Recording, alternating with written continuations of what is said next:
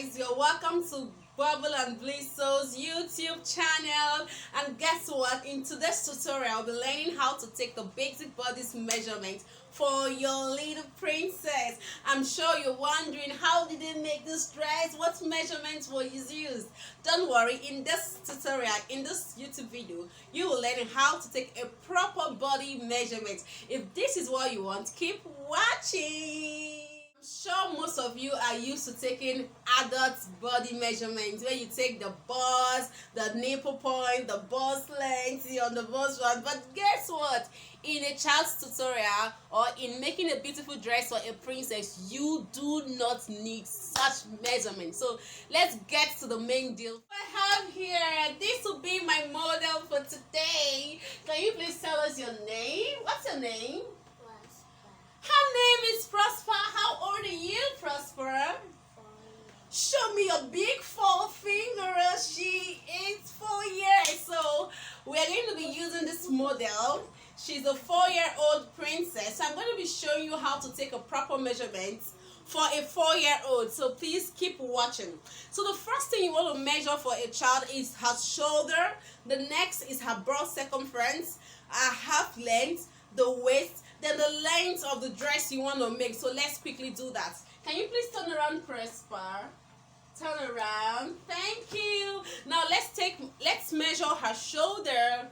So as you can see, her shoulder measurement is 9. So the next one is her bust circumference. So I'll place my tape round her chest this way.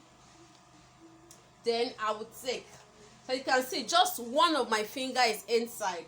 So as you can see, her chest circumference or her bust circumference is 22. You don't need to make it very tight for your little girl. So as you can see, it's 22.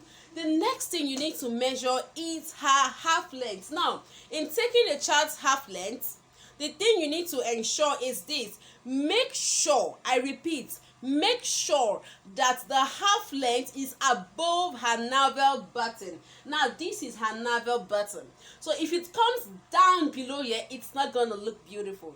But if it's 1 inch above her navel button, then you are good to go. So let's do that quickly.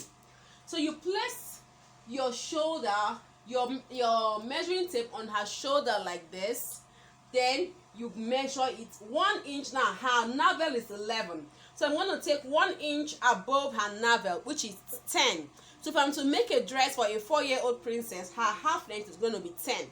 So the next thing now is her waist circumference. So where I measure 10 inches is where I will measure her waist circumference. So as you can see, if you want to make it too tight, she won't be comfortable and the child will outgrow the clothes on time. So you make it here.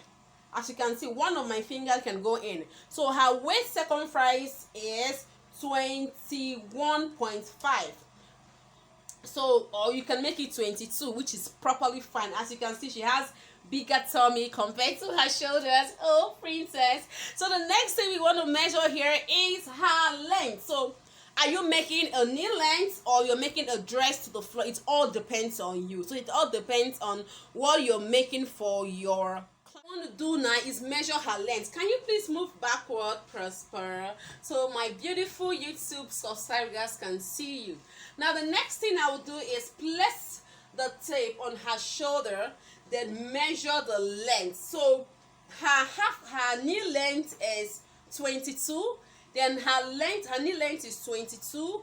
Then her length to the floor is 34. So her full length is 34, while her knee length is 22.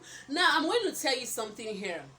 In making girls' clothes, especially for children, you observe that their chest or their breast circumference and their length, their knee length is always the same. Trust me, I've done this for years and these are what keeps on repeating in my record. You just observe it, that her bust circumference and her knee length is okay. So in case you want to do a ready to wear or your client is not close to you where you can take proper measurement like I'm doing to Prosper, all you need to do, as long as you can get the bust of that child, then the length is perfectly okay. Now There are some dresses where the cloth overflows like a tail. Remember, you need to put an extension. So for me, I do extension of 10 inches. So I add 10 inches to the full length of the princess, so it overflows and all of that. So as you can see, I hope you have learned something beautiful from this